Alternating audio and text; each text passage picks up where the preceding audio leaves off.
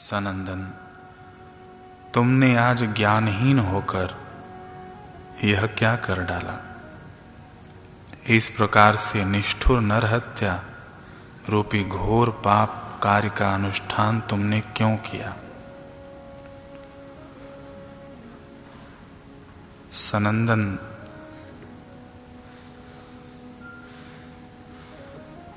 सिर झुकाए खड़ा है। वह बड़ी कठिनता से आत्मसंवरण कर बोला, देव, हतभाग्य कपालिक हमारे और साथ ही साथ संसार के सर्वनाश साधन के लिए तैयार हुआ था। गुरुदेव, उसने मात्र आपके शरीर के नाश का ही उद्योग नहीं किया, अपितु उसने धर्म को क्षति पहुंचाने का भी कार्य किया था। भला महापुरुष के शरीर के नाश से किसका भला हुआ है। जीवंत महापुरुष तो प्रत्यक्ष धर्म के विग्रह हुआ करते हैं, और ऐसे धर्म विग्रह का नाश करने वाला मनुष्य कैसे हो सकता है।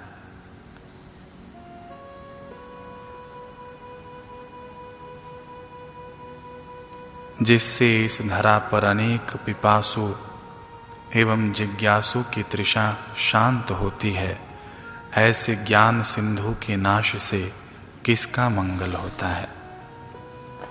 गुरुदेव, इतिहास प्रमाणित है, जब जब भी धर्म की स्थापना हुई है वह सद्गुरु और सतशिष्य के सुमेल से ही हुई है। आताताइयों ने तो अपनी कसर नहीं छोड़ी तनिक भी ऐसे सरल हृदय महापुरुषों को प्रताड़ित करने में।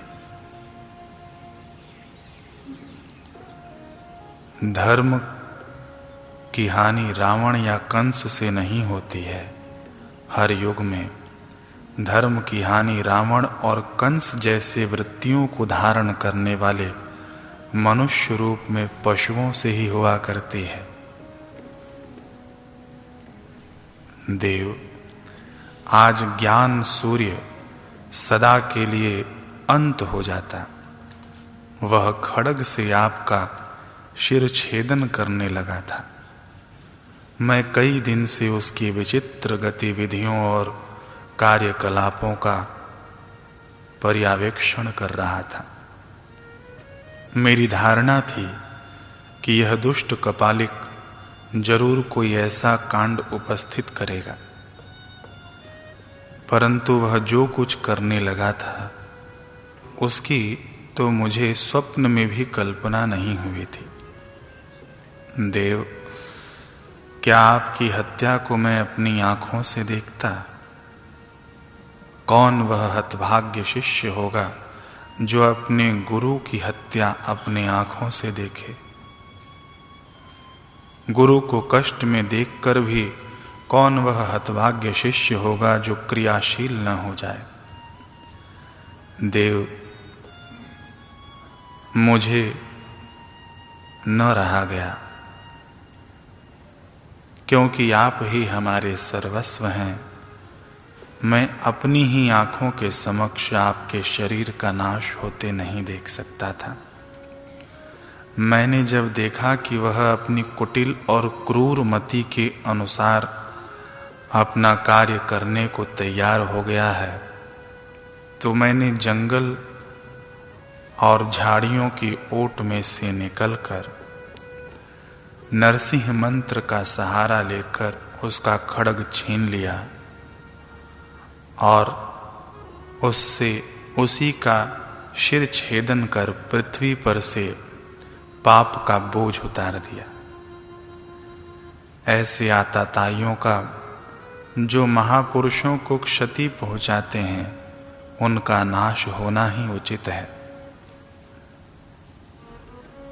देव, मैं जानता हूं नरहत्या महापाप है, परंतु नर तो वही है जो प्रत्येक नर नारी में नारायण के रूप को निहार कर स्वयं एवं अन्य के कल्याण में रत रहे। शेष तो नर नहीं नरभक्षी हैं। गुरुदेव की प्राण रक्षा के लिए मैं सभी पाप कर सकता हूं, ऐसा मुझे विश्वास है। भले ही मुझे महापाप का भी संवरण क्यों न करना पड़े। आप जैसे महागुरु की कृपा से समस्त जगत का पाप ताप समाप्त हो जाते हैं। मैं ऐसे महागुरु के शरण में हूं, यह भी मुझे विश्वास है और मुझे भली भांति ज्ञात है। प्रिय शिष्य सनंदन की बात सुनकर गुरुदेव शंकर कुछ देर के लिए शांत भाव से उसे निहारते रहे और विनीत स्वर में उन्होंने सनंदन से कहा कि सनंदन, फिर भी नर हत्या महापाप है। सनंदन ने हाथ जोड़कर आंखों में अश्रु भरे प्रेम भाव से बोला, गुरुदेव, अगर नर हत्या महापाप है तो आप कपालिक को महापाप में क्यों डाल रहे थे?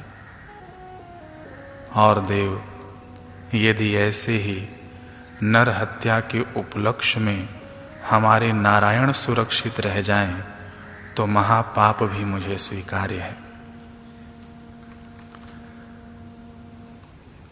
सनंदन की बात सुनकर शंकर तनिक रुष्ट होकर बोले, पद्मपाद, तुम्हारी मति को क्या हो गया है? शास्त्र को अपने तर्कों से मत काटो। शिष्य सिर झुकाए खड़ा है। आगे कह रहे हैं आचार्य कि आज तुम उसी पाप में परिलिप्त हुए हो जो शास्त्र निहित है, नरहत्या महापाप।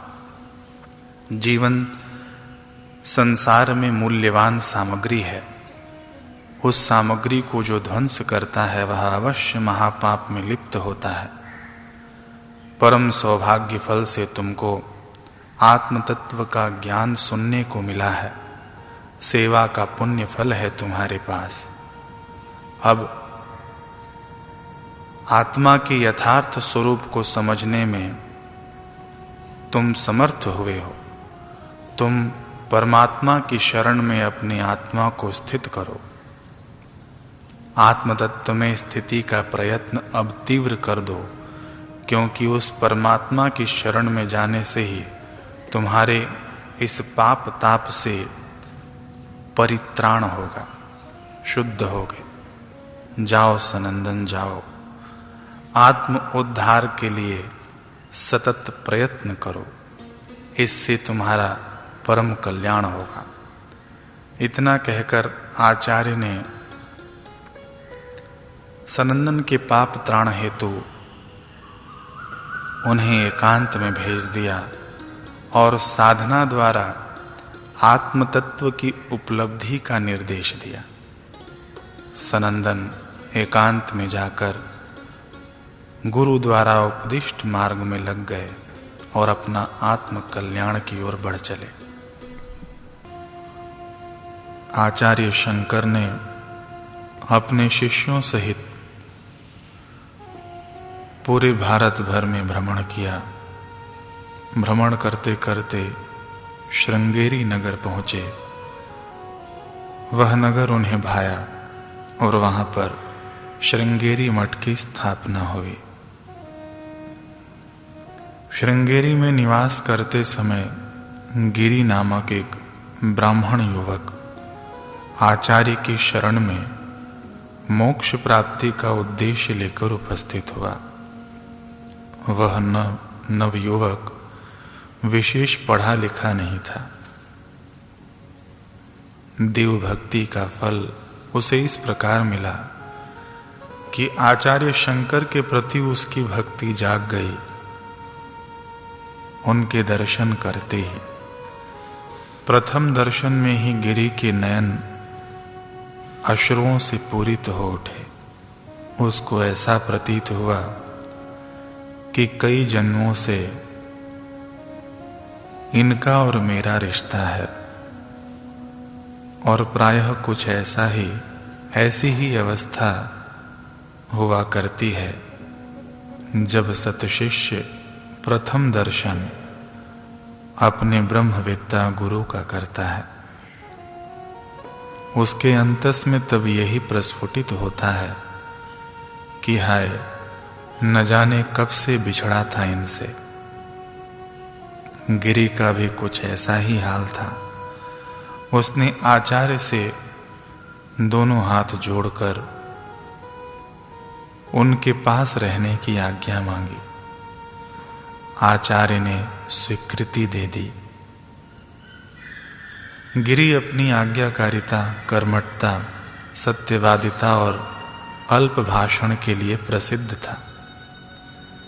आचार्य शंकर का तो वह अनन्य भक्त था। वह उनके मन के भाव जानकर उनकी आवश्यकता के समस्त कार्य करता था। वह गुरु के पहले ही स्नान आदि क्रियाओं से निवृत्त होकर उनकी सेवा में जुट जाता था। उनकी दातून स्नान आदि का समस्त प्रबंध करता था। दिन भर उनकी सेवा में लगा रहता।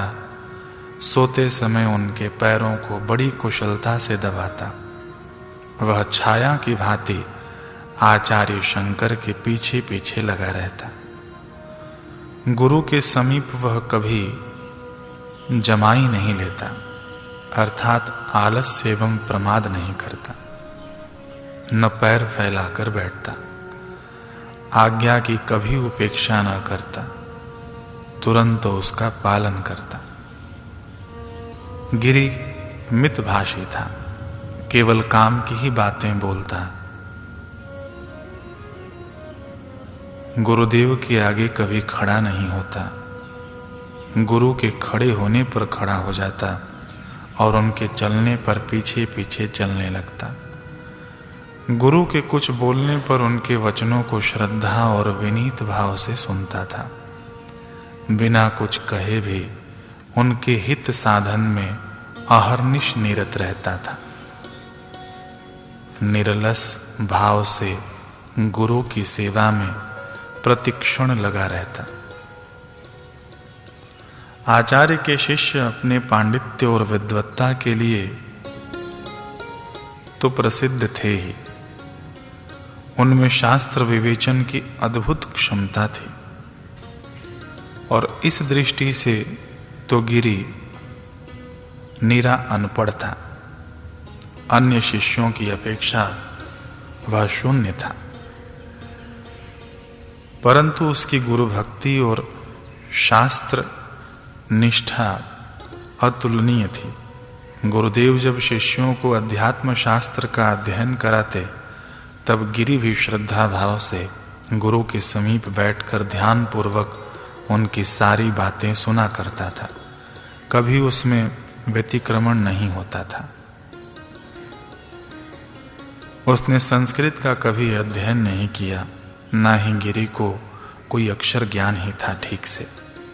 परंतु गुरुदेव में ऐसी अटूट निष्ठा थी कि गुरुदेव जो भी कह रहे हैं वह ब्रह्मवाणी है।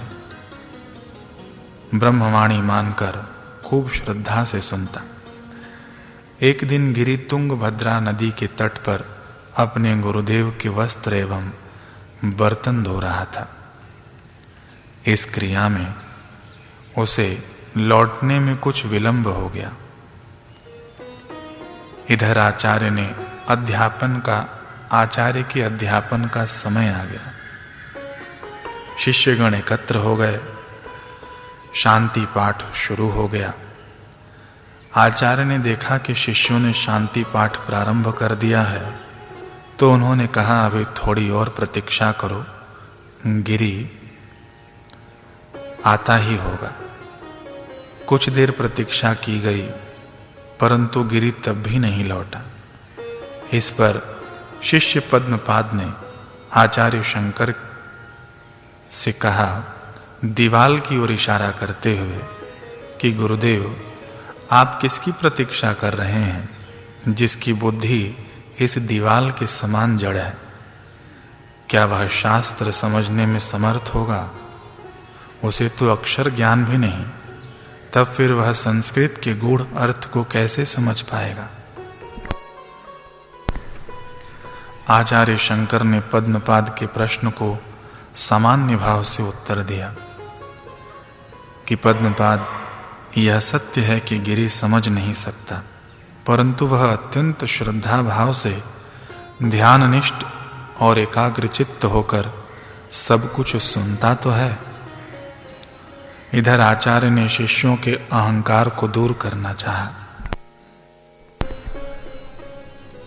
आचार्य ने यह देखा कि शिष्यों में अहंकार प्रस्फुटित हुआ है। इससे इन्होंने अनन्य गुरु भक्त गिरि पर अहेतु की कृपा कर उसे समस्त विद्याएं सहज भाव से प्रदान कर दी। आध्यात्मिक जगत के सन्मुख इतिहास में यह प्रत्यक्ष प्रमाण रख दिया कि अनन्य गुरु भक्ति से सब कुछ प्राप्त करना संभव है। आचार्य ने अपनी प्रबल इच्छा शक्ति से गिरि के अंतर्गत 14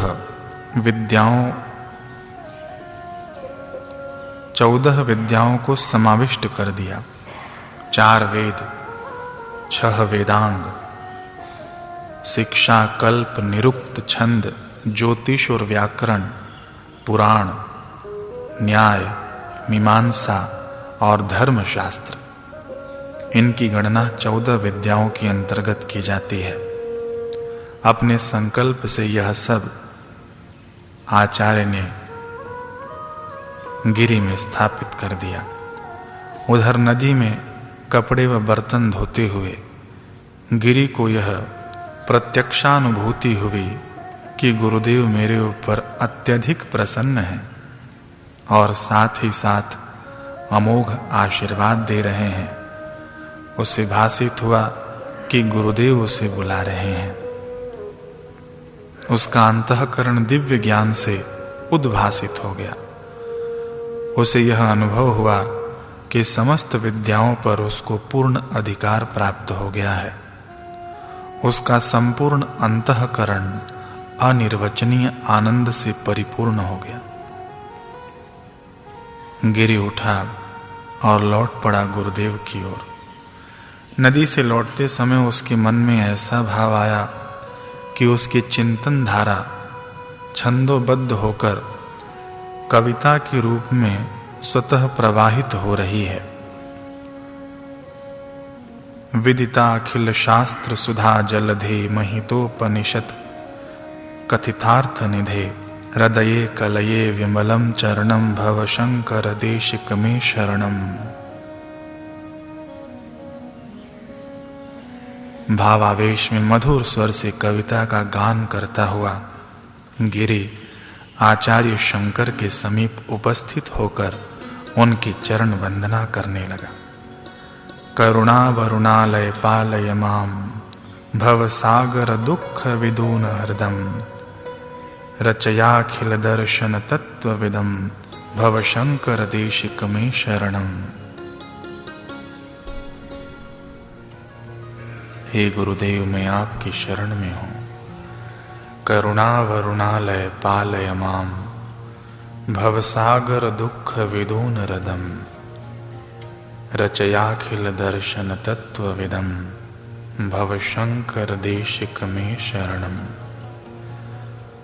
भवता जनता सुहिता भविता निज बोध विचारण चारु मते कलयेश्वर जीव विवेक विदम भव शंकर देशिक मे शरणम।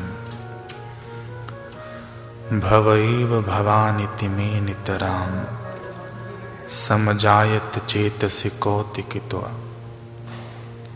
समजायत चेतसि कौतुकिता मम वार मोह महाजलधिम भव शंकर देशिक मे शरणम।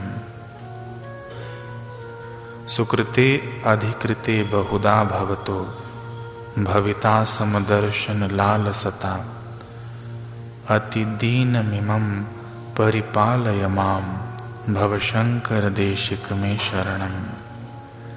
जगतीमवितुं कलिता कृतयो विचरन्ति महामाः सच्छलतः अहिमां शुरिवात्र विभासि गुरु भवशंकर देशिक मे शरणम्। गुरु पुंगव केतनते समतामयतां नहि कोऽपि सुधे शरणागत वत्सल तत्वनिधे भवशंकर देशिक मे शरणम्।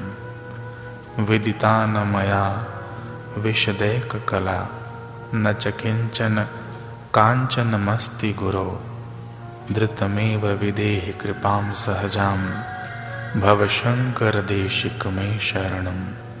भवशंकर देशिक मे शरणम्। अनपढ़ गिरी के मुख से गंभीर अध्यात्म तत्वपूर्ण श्लोक सुनकर समस्त शिष्य मंडली अवाक रह गए। उन सभी का अभिमान ध्वस्त हो गया। पद्मपाद ने लज्जावश अपना सिर नीचे झुका लिया और मन ही मन आचार्य से क्षमा याचना करने लगे कि हे गुरुदेव, आपकी महिमा से मैं अनभिज्ञ था, मुझे क्षमा कीजिए। आप चाहें तो पंगु भी पर्वत लांघ सकता है, आप चाहें तो अंधा भी वेद की ऋचाएं पढ़ सकता है।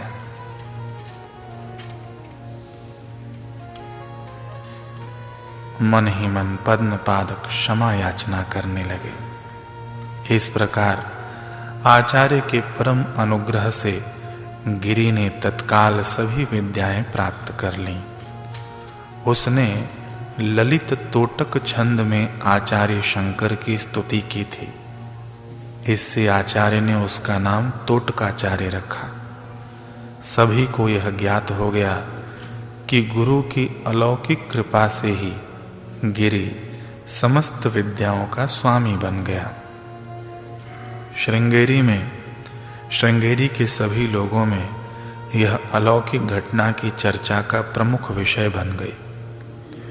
आचार्य शंकर की महती अनुकंपा से तोटकाचार्य की भी गणना उनके प्रमुख शिष्यों में होने लगी। इसी प्रकार अब आचार्य शंकर के 4 प्रमुख शिष्य हो गए।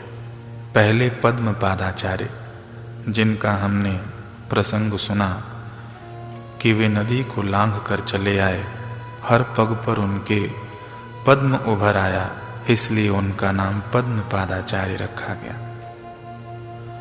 दूसरे प्रमुख शिष्य हो गए सुरेश्वराचार्य। मंडन मिश्र को ही सुरेश्वराचार्य की उपाधि दी गई। तीसरे हो गए तोटकाचार्य, जिनका अभी हमने प्रसंग सुना, और चौथे हो गए हस्तामलकाचार्य, जिनका हमने पहले संक्षेप में प्रसंग सुना था।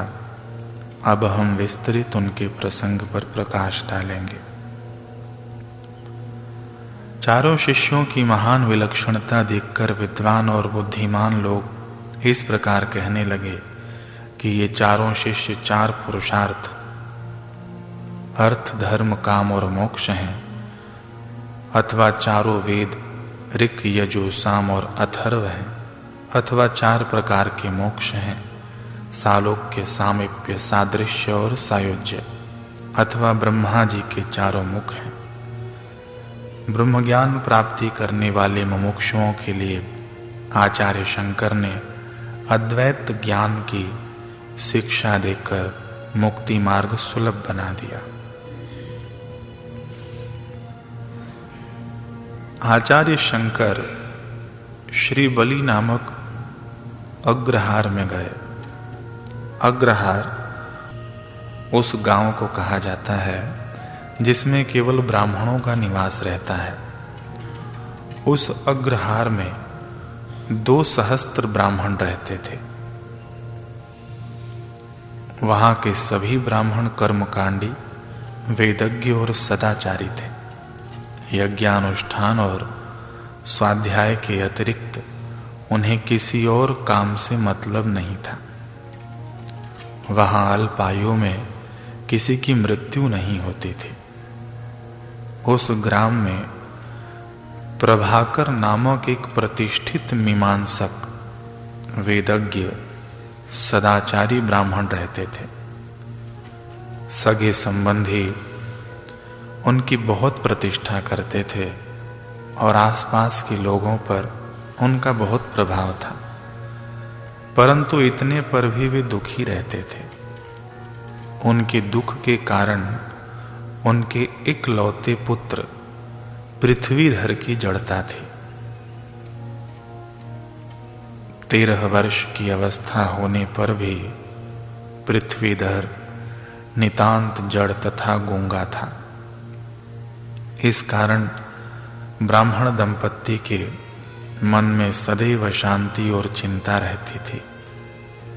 प्रभाकर प्रत्येक विद्वान से अपने पुत्र के संबंध में पूछा करते थे और विद्वान लोग जैसा बताते थे वैसा उपचार करते थे, परंतु वह बालक ज्यों का त्यों ही रहा। उसकी मानसिक स्थिति में कोई भी परिवर्तन नहीं हुआ, उसकी जड़ता खत्म नहीं हुई।